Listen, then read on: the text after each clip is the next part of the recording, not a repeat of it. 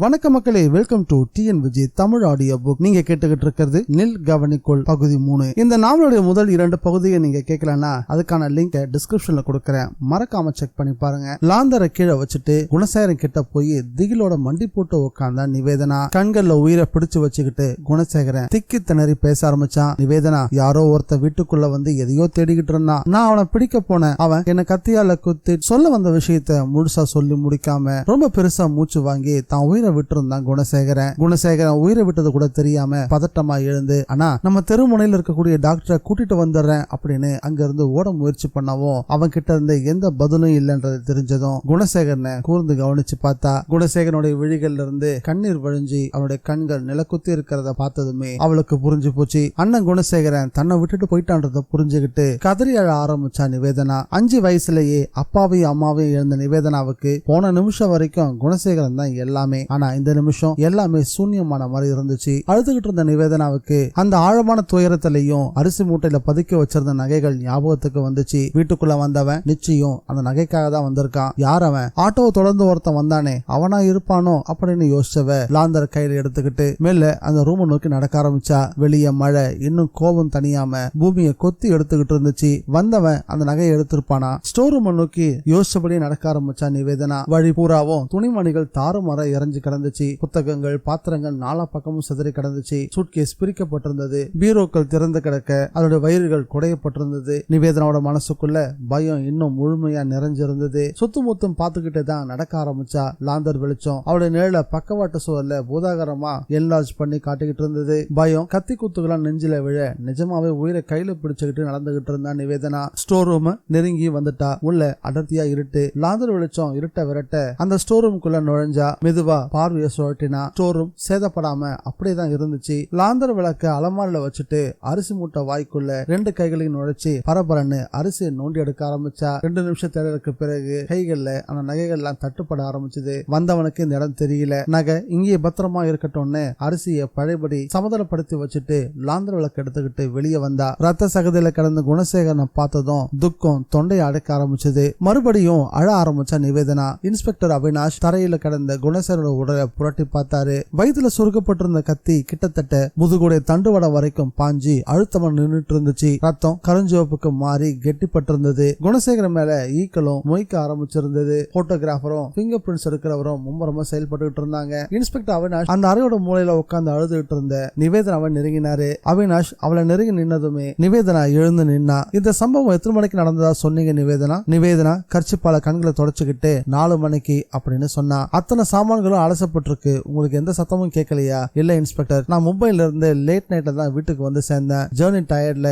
அப்படியே தூங்கிட்டேன். எனக்கு எந்த சத்தமும் கேட்கல. உங்க பிரதர் சேரன்ல என்னவா இருக்காரு? டிரைவரா ஒர்க் பண்ணிட்டு இருக்காரு. அரசியல் சம்பந்தப்பட்ட சங்கத்துல மெம்பரா இருக்காரா? ஆமா. உங்க பிரதருக்கு யாராவது குறிப்பிடும்படியா விரோதிகள் இருக்காங்களா? நிவேதனா யோசிச்சு பார்த்தா. சில வினாடிகளுக்கு பிறகு சொன்னா, எனக்கு தெரிஞ்ச வரைக்கும் அண்ணனுக்கு யாரும் விரோதிகளே கிடையாது இன்ஸ்பெக்டர். ஆனா அண்ணனுக்கு முன்கோபம் அதிகம். அந்த கோபமே அவருக்கு பல விரோதிகளை சம்பாதிச்சு கொடுத்திருக்கலாம். அவினாஷ் தொப்பியை காட்டி தன்னுடைய அளவான கிராப்ப கோதிக்க ஆரம்பிச்சாரு. இந்த பாருங்க நிவேதனா, நீங்க படிச்சவங்க, ஒரு ஜேர்னலிஸ்டும் கூட. இந்த கொலை சம்பந்தப்பட்ட எந்த விஷயத்தையும் போலீஸ்ல மறைக்காதீங்க. காரணமே இல்லாம யாருமே அனாவசியமா கொலை செய்யப்படுறது இல்ல. ஏதாவது ஒரு காரணம் நிச்சயம் இருக்கும். பெண், பணம், அரசியல், இந்த 3ல உங்க பிரதர் எந்த வகையால பாதிக்கப்பட்டிருக்காருன்றத நான் கண்டுபிடிச்சாகணும். உங்க பிரதரை பத்தி மத்தவங்களை காட்டிலும் உங்களுக்கு தான் நல்லாவே தெரியும். அதனால ஏதாவது ஒரு விஷயம் இருந்தாலும் அதை மறைக்காம இப்பவே என்கிட்ட சொல்லிடுங்க. நிவேதனா குழப்பமா யோசிக்க ஆரம்பிச்சா. இன்ஸ்பெக்டர் கிட்ட எல்லாத்தையும் சொல்லிடலாமா? ஜெயாமா ஆரம்பிச்சு ஆட்டோல நம்ம பின் தொடர்ந்து வந்தவன் வரைக்கும் எல்லாத்தையும் சொல்லி அந்த நகைகளையும் எடுத்து கொடுத்துடலாமா? ஒரு வினாடி தான் அந்த எண்ணம். மறு வினாடியே நிவேதனா பழைய நிவேதனாவா மாறினா.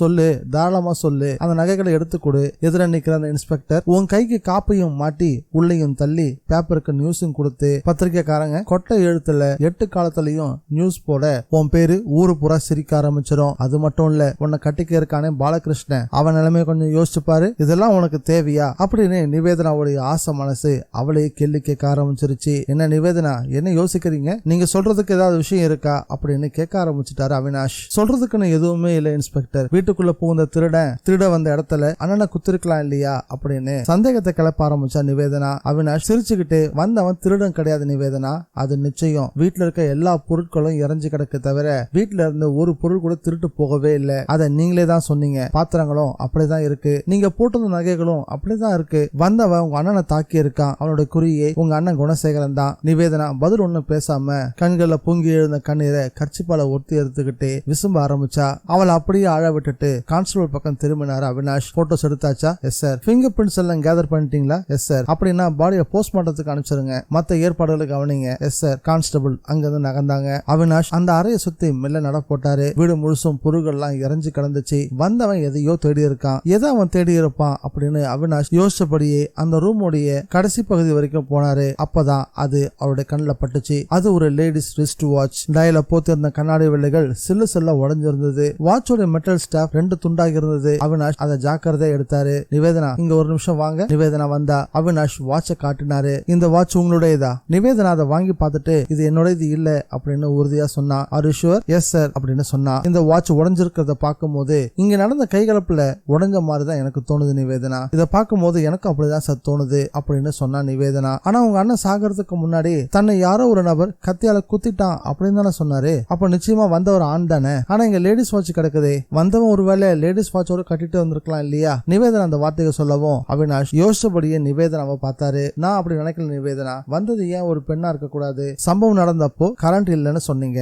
அந்த இருட்டுல வந்தது ஆனா பெண்ணான்னு உங்க அண்ணனுக்கு எப்படி தெரியும்? இந்த கொலையை ஏன் ஒரு பெண் செஞ்சிருக்க கூடாது? நிவேதனா அவினாஷ் சொன்ன விஷயத்தை மறுத்து பேசுறதுக்கு முன்னாடியே கான்ஸ்டபிள் ஒருத்தரங்க வந்தாரு. சார் ஒரு நிமிஷம், பாடியை கொஞ்சம் வந்து பாக்குறீங்களா? என்ன? பாடியோட வலது கை விரல்கள் அழுத்தமா மூடி இருக்கு சார். மூடின கையில கொத்த ரோமங்கள் இருக்கு. கான்ஸ்டபிள் அந்த வார்த்தையை சொன்னதும் அவினாஷ் 4:08 பாடிக்கு கிட்ட வந்து மண்டி போட்டு உட்கார்ந்தாரு. பாடியோட வலது கையில மூடின விரல்களை சிரமப்பட்டு பிரிச்சாரு. குணசேகரனுடைய உள்ளங்கையில அடர்த்தியான ரோமம் கொத்தா தெரிஞ்சது. அது நீளமான ரோமங்கள். அவினாஷ் செக் பண்ணிக்கிட்டு இருக்கும் போதே நிவேதனா அவன் கிட்ட வந்து எட்டி பார்த்தா. நிவேதனா நான் என்ன சொன்னனோ அதுதான் உண்மைன்னு எனக்கு தோணுது. இங்க வந்தது ஒரு பொண்ணு தான். இவ்வளவு நீளமான மிருதுவான முடி ஒரு பொண்ணுக்கு தான் இருக்கும். உங்களுக்கு தெரிஞ்ச அளவுல உங்க பிரதர் எந்த பொண்ணுகிட்டயாவது பழக்கம் வச்சுட்டு இருந்தாரா அப்படின்னு அவினாஷ் கேட்கவும் இல்ல இன்ஸ்பெக்டர் அப்படின்னு பதில் சொன்னா நிவேதனா. இந்த வீட்டுல உங்க அண்ணனுக்குன்னு பிரத்யேகமான அறைகளோ இல்ல பீரோவோ இருக்கா? இல்ல சார். அவினாஷ் கேட்டுக்கிட்டு இருந்த ஒவ்வொரு கேள்விக்கும் மிஷின் தனமா பதில் சொல்லிக்கிட்டு இருந்தா நிவேதனா. குணசேகரனுடைய ரத்தம் தோய்ந்த உடலை ஒரு வெள்ளத்தொல்லியான போத்தி போஸ்ட்மார்ட்டத்துக்கு கொண்டு போறத பார்த்ததுமே துக்கம் மறுபடியும் நிவேதனாவோட தொண்டைய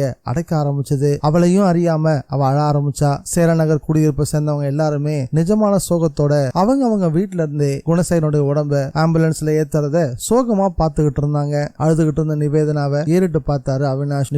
நிவேதனா உங்க அண்ணனுடைய போஸ்ட்மார்ட்டம் முடிஞ்ச பிறகு பாடி உங்க கைக்கு வந்து சேர்றதுக்கு எப்படியும் மதியானத்துக்கு மேல ஆயிடும் நினைக்கிறேன். நீங்க உங்களுக்கு வேண்டிய யாராவது இருந்தாங்கன்னா அவங்களுக்கு தகவல் கொடுத்துருங்க. அப்படியே இறுதி சடங்குக்கு ஏற்பாடுகளை பண்ணிடுங்க. நான் சாயந்தரமா வந்து உங்களை பாக்குறேன். கொலை செஞ்சவங்க யாரா இருந்தாலும் சரி அவங்கள ஒரே வாரத்துல கண்டுபிடிச்சிடலாம், கவலைப்படாதீங்கன்னு அவினாஷ் நிவேதனாவுக்கு ஆறுதலை சொல்லிட்டு அங்க இருந்து புறப்பட்டாரு. ஜீப் புறப்பட்டு போய் 5 நிமிஷம் கழிஞ்சதும் நிவேதனா எழுந்தா. முகத்தை கழுவி வேற செல்லையை மாத்திக்கிட்டு வீட்டை பூட்டிட்டு வெளியே வந்தவ ஒரு போன் பூத்துக்கு போய் அங்க இருந்து பாலகிருஷ்ணனுடைய ஆபீஸுக்கு போன் பண்ணா. நம்பர் ரொம்ப சுலபத்துல கிடைச்சது. அந்த ஆபீஸோட டெலிபோன் ஆபரேட்டர் கிட்ட பாலகிருஷ்ணன் பேசணும் அப்படின்னு சொன்னதும் பாலகிருஷ்ணன் சில விளையாட்டுகள்லயே வந்து பேச ஆரம்பிச்சான். ஹாய் நிவேதனா, நிஜமா நீதானா? மும்பைல இருந்து எப்ப வந்த அப்படின்னு சந்தோஷமா பேச ஆரம்பிச்சான். பாலகிருஷ்ணன் நிவேதனாவோட உண்மையான சூழ்நிலை புரியாம சந்தோஷமா பேசவும் நிவேதனாவுக்கு கண்கள்ல கண்ணீர் திரண்டு வர ஆரம்பிச்சது. துக்கம் தொண்டையை அடைக்க ராத்திரி தான் வந்தேன்னு அழுதபடியே சொன்னா. என்னுடைய லெட்டர் கிடைச்சதா? கிடைச்சது. என்ன மும்பை பிடிச்சிருக்கா?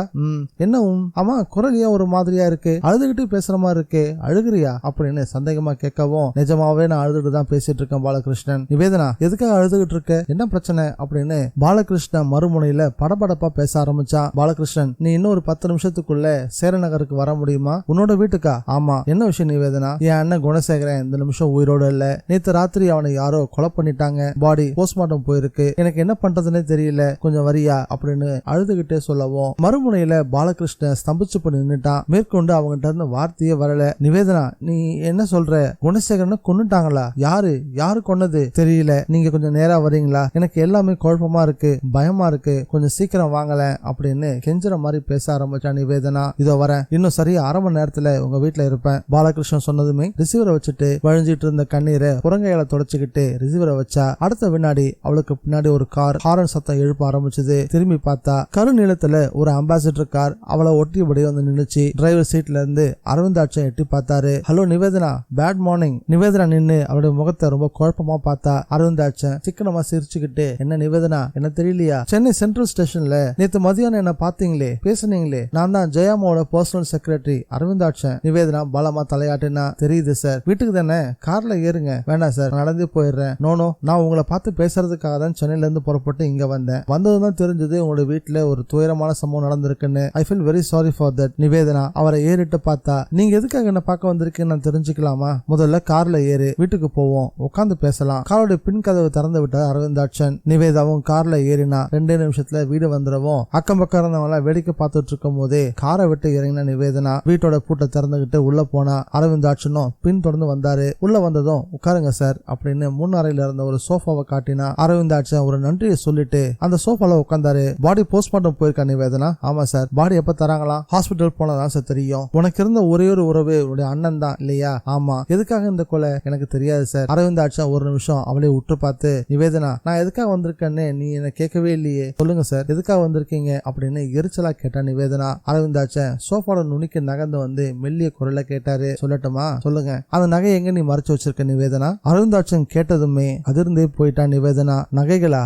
ஆமா, நகைகளை தான். அதுல கொஞ்சம் வைரமும் இருக்கு. நிவேதனா, நீ யாரு கண்ணில் வேணும்னாலும் மண்ணை தூவலாம், ஏமாத்தலாம், ஆனா என்ன உன்னால ஏமாத்த முடியாது. ஜெயாமா கிட்ட இருந்து எடுத்த நகைய எங்க மறைச்சு வச்சிருக்க, உண்மையை சொல்லு அப்படின்னு அரவிந்தாட்சன் கேட்கவும் நிவேதனா அதிர்ச்சியில ஸ்தம்பிச்சு போய் நின்னுட்டா. அரவிந்தாட்சன் பெருசா ஒரு புன்னகையை பூத்துட்டு நிவேதனாவை ஏறிட்டு பார்த்தான். மறுபடியும் நிவேதனா கிட்ட வந்து மெல்லிய குரல்ல கேட்டா, என்ன நிவேதனா அப்படியே திகைச்சு போய் நின்னுட்ட, சொல்லு, அந்த நகை இருந்த கிட்ட எங்க மறைச்சு வச்சிருக்க? எனக்கு எந்த நகை கிட்டையும் தெரியாது. நிவேதனா கொஞ்சம் பயம் தெளிஞ்சு எங்கயோ பார்த்தபடியே சொன்னா. இந்த பொய் உனக்கு ரொம்ப நேரத்துக்கு உதவாது நிவேதனா. நீ உண்மையை மறைக்கிற ஒவ்வொரு நிமிஷமும் உனக்கு நேர போகிற ஆபத்தோட சதவிகிதம் அதிகரிச்சுக்கிட்டே போகும். என்னை பத்தி உனக்கு எதுவுமே தெரியாது அப்படின்னு அரவிந்தாட்சன் சொல்லவும், ஆமா, உங்களை பத்தியும் தெரியாது, உங்க ஜெயாமா பத்தியும் எனக்கு தெரியாது. நீங்க நகைன்னு கேக்குறீங்களே, அந்த நகையை பத்தி எனக்கு எதுவும் தெரியாது. தயவு செஞ்சு வெளியே போயிடுங்க. சாவு விழுந்த வீட்டுல வந்து இப்படி உட்காந்துக்கிட்டு ஒரு பொண்ணு மிரட்டி அவகிட்ட இல்லாத நகைகளை கேக்குறீங்களே, இது உங்களுக்கு அநியாயமா படல? அரவிந்தாட்சன் சத்தமா சிரிக்க ஆரம்பிச்சிட்டாரு. நிவேதனா, நீ பேசாம சினிமா நடிக்க போயிடு. பொய்யே பேசினாலும்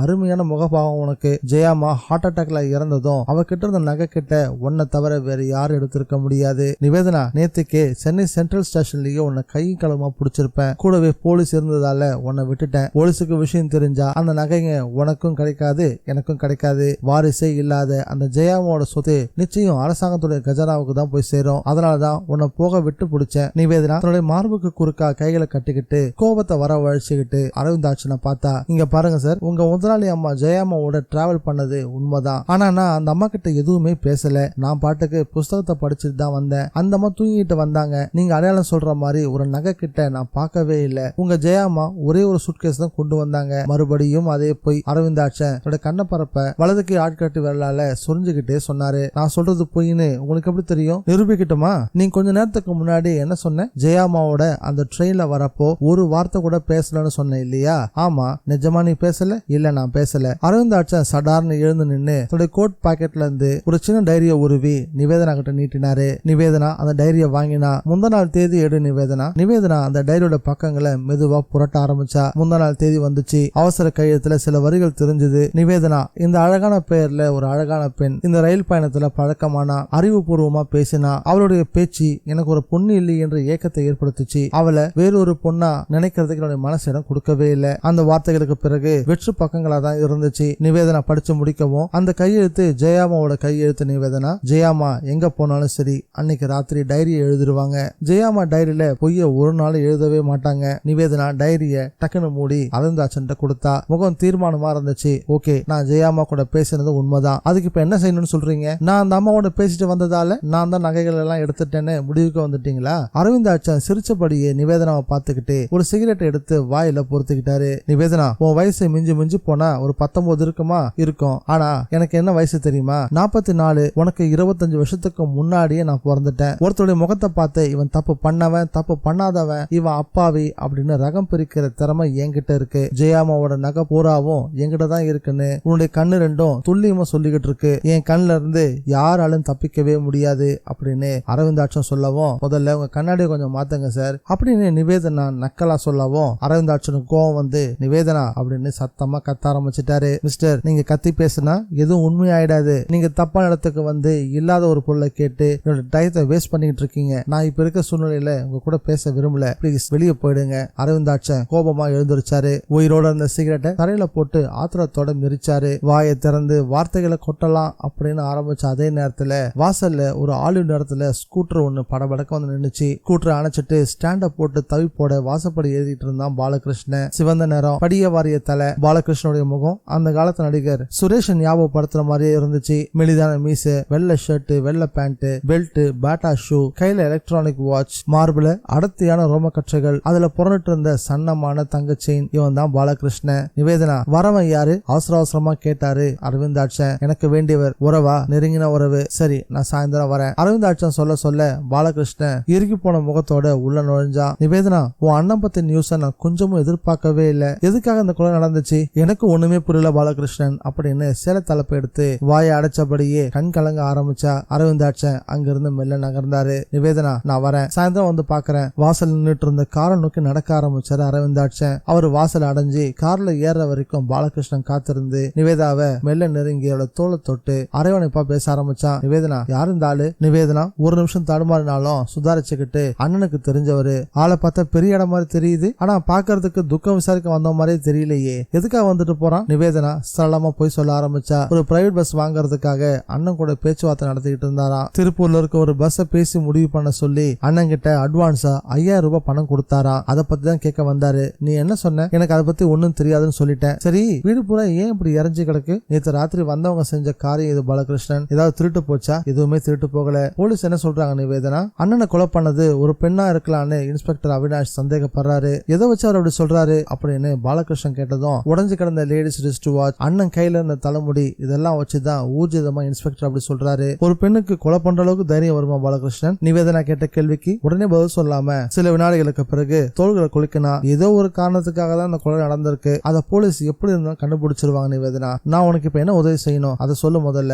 பாடி போஸ்ட்மார்ட்டம் போயிருக்கு பாலகிருஷ்ணன். போஸ்ட்மார்ட்டம் முடிஞ்சதும் பாடியை வாங்கிட்டு வரணும். அப்புறம் தெரிஞ்சவங்களுக்கும் அண்ணனுடைய ஃப்ரெண்ட்ஸுக்கும் இந்த நியூஸை கம்யூனிகேட் பண்ணணும். நிவேதனா பேச பேச அவளையும் அறியாம அவளோட கண்கள்ல இருந்து கண்ணீர் வழிய ஆரம்பிச்சது. சரி வா, முதல்ல நம்ம ஆஸ்பத்திரிக்கு போலாம். நிவேதனா வீட்டை பூட்டிட்டு வெளியே வந்தா. பாலகிருஷ்ணன் கூட்டுற உதச்சி உயிரிட்ட நிவேதனா பில்லியன்ல ஏறி உட்கார்ந்தா. அதே வினாடி வீட்டுக்கு எதிரே இருந்த ஒரு பங்களால இருந்து வாட்ச்மேன் ஒருத்தன் அம்மா அம்மா அப்படின்னு ஓடி வந்தா. நிவேதனா திரும்பினா. என்னப்பா, உங்களுக்கு ஒரு போன் வந்திருக்கு? எனக்கா? ஆமாமா, ஐயா தான் கூட்டிட்டு வர சொன்னாரு. பில்லியன்ல இருந்து தயக்கமா இறங்கினா நிவேதனா. ஒரு நிமிஷம் பாலகிருஷ்ணன், இப்ப வந்துடுறேன். வாட்ச்மேனோட அந்த பங்களாக்குள்ள போனா நிவேதனா. அந்த பங்களா பிரீமியர் மில் ஆபீஸ்ல பர்ச்சேசிங் மேனேஜரா இருக்க நவநீதனுடைய வீடுதான். உண்மையான கவலையோடு அவர் வரவேற்பு கொடுத்தாரு. வாமா நிவேதனா, இந்த சின்ன வயசுல இவ்வளவு பெரிய துக்கம் உனக்கு வந்திருக்க வேண்டாம். குணசேகர ரொம்ப நல்லவன். அவனுக்கு கூட எதிரிகள் இருக்காங்கன்னு நினைக்கும் போது ரொம்ப ஆச்சரியமா இருக்கு. நிவேதனா ஒண்ணுமே பேசாம உதட்ட கடிச்சபடி நின்றுட்டு இருந்தா. போன்ல யாரோ உன்னை கேட்டாங்கம்மா, போய் பேசு. நிவேதனா மெல்ல நடந்து போய் ரிசீவர் எடுத்தா. ஹலோ அப்படின்னு சொன்னா. மறுமுனையில அந்த கனமான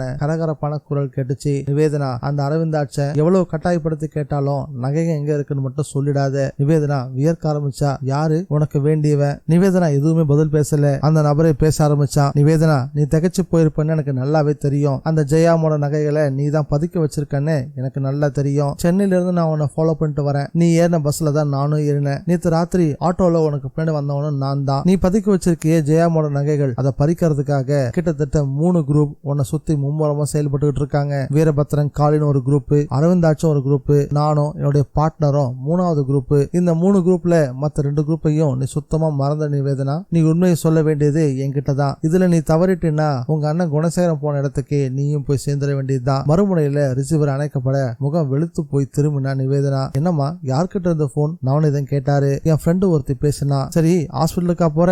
ஆமா சார். வார்த்தைகளை உச்சரிச்சாலும் அவ ஏதோ ஒரு பொம்மை மாதிரி தான் ஸ்கூட்டர் நோக்கி போக ஆரம்பிச்சா. நிவேதனா வந்ததும், என்ன நிவேதனா பேசிட்டியா அப்படின்னு கேட்டான் பாலகிருஷ்ணன். பேசிட்டேன்னு வார்த்தைகளால மட்டும் பதில் சொன்னா. போன்ல யாரு? போலீஸா? ஆமா. என்ன நிவேதனா, ஏன் ஒரு மாதிரி இருக்க? ஒண்ணும் இல்ல. சொல்லிபடி பில்லியன்ல ஏறி உட்கார்ந்த நிவேதனா. சும்மா அதை நினைச்சிட்டு இருக்காத நிவேதனா, கொஞ்சம் ரிலாக்ஸ் ஆயிரு. நான் இருக்கிறப்போ உனக்கு என்ன கவலை? பாலகிருஷ்ணன் ஆறுதல் சொன்னாலும் நிவேதனாவோட மனசுக்குள்ள கொஞ்ச நேரத்துக்கு முன்னாடி பேசிய குரல் அவளுடைய மனசுக்குள்ள எதிரொலிச்சுக்கிட்டே தான் இருந்துச்சு. நிவேதனா கொஞ்சம் கொஞ்சமா அவளுடைய தைரியத்தை இழந்துகிட்டு இருந்தா. 2 மணி நேரம் தாமதத்துக்கு பிறகு கோவையோட ரயில்வே ஸ்டேஷன்ல முதல் பிளாட்பாரத்துல சகவாசமா நின்னுச்சு கோவை எக்ஸ்பிரஸ். அதுல இருந்து கீழே இறங்கினாங்க காளியும் வீரபத்ரனும். ஜன சமுத்திரத்துல நீந்தி ரோட்டுக்கு வந்து சேர்ந்தாங்க. டே காளி, முத காரியமா ஒரு கட்டு பீடி வாங்கு. ரயில்ல என்னென்னவோ வித்துட்டு வந்தாங்க, பீடி மட்டும் கொண்டு வரல. என்ன ரயில்வே சர்வீஸோ. காளி ரோட்டோரத்துல இருந்த ஒரு பெட்டி கடையை நோக்கி போனா. ஒரு 10 ரூபாய் நோட்டை எடுத்து கொடுத்து ஒரு கட்டு சின்ன பாரதி பீடி சில்லறையா கொடுப்பா அப்படின்னு கடைக்காரர் கேட்கவும் தன்னுடைய பாக்கெட்டை தடவி பார்த்தா. என்கிட்ட சில்லறை இல்லப்பா அப்படின்னு சொன்னவன் திரும்பி வீரபத்ரன் பார்த்து,